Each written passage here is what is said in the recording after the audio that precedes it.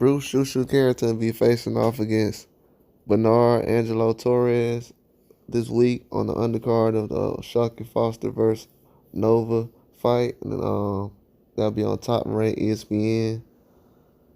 Should be Friday around 7 p.m., 8 p.m. But this is gonna be a good fight. Torres is a come forward fighter. He can also move backwards. He's quick, twitchy. He can fight a little bit off the back foot, but he's better off the back foot than he is laterally. Laterally, he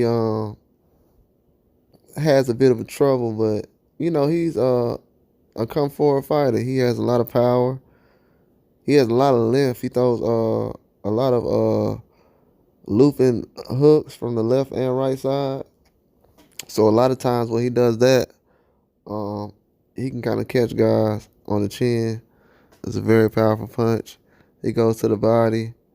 He does a lot going to the body. He does a lot of different things, but he has a lot of trouble when it comes to certain things like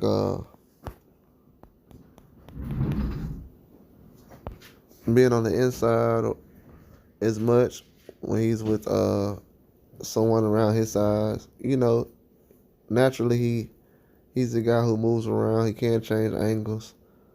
But sometimes he has a bit of trouble when it comes to certain things as far as a guy going to the body and just on him, like as far as him being able to counter and things like that, just from an advantage, you know what I'm saying? As far as he's more of an outside guy, but he can fight inside, but it depends on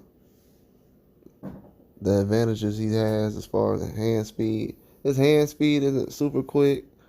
I would say someone like Shu Shu Carrington's jab is not a lot more snappier, but he can change angles as far as with his feet and how to move as far as back and forth. Like I said, he's quick, twitchy. He can do a lot of different things, but I feel like he doesn't jab as much as he could. He's more of a combination fighter. 1-2, 4-punch combination.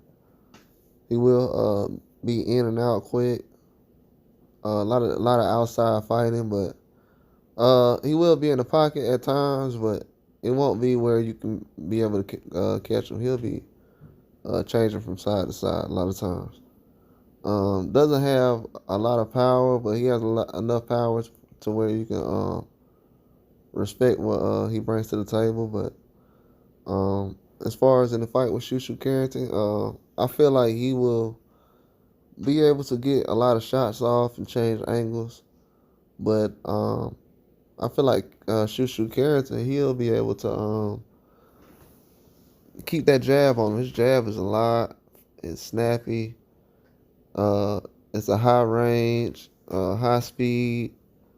He can he doesn't have to throw it a lot because it's efficient, it's accurate, has a lot of power on it. It's almost like a power jab. Well, it is a power jab. So I don't think Torres will kind of play around with him.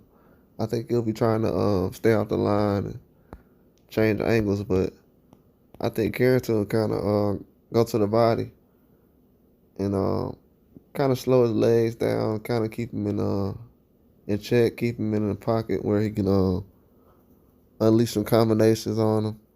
And I think that's where Torres will kind of fall short because Carrington's hand speed and combinations is just too fast. From what I'm seeing on the fight, it's going to be a 10-round fight. This will be the second 10-round fight for Shu Shu Carrington.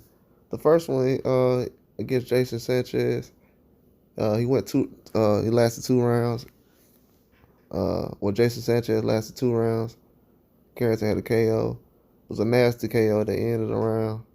It was one of the hardest KOs, like as far as the punch, the sound of the punch.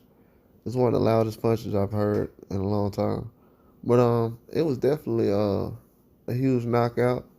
I feel like in this fight against Torres, at first I was thinking about a decision, but I feel like he'll be able to catch Torres because Torres is someone he does have a lot of movement as far as his upper body, but I feel like Carrington, he'll be in the pocket enough for Carrington to kind of catch him, and he'll be able to react and different things like that. He's a very good fighter, but I just feel like Shu Shu Carrington has a lot of power, man. He has a strong right hand. His left hook is strong. I feel like his left hook is definitely a knockout punch. He has power in both hands to me. To me, he has power in both hands. He doesn't throw an uppercut much, but he definitely can throw an uppercut a lot if he wants to. If he needs it.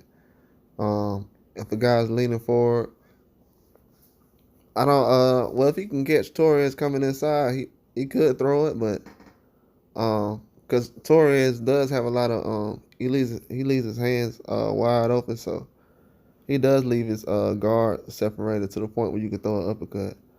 But it all depends, you know what I'm saying? Straight right can get through there, so it all depends what punch Carrington's going for. But I definitely feel like it'll end with a knockout. Possibly fifth round. I'll say a fifth round knockout.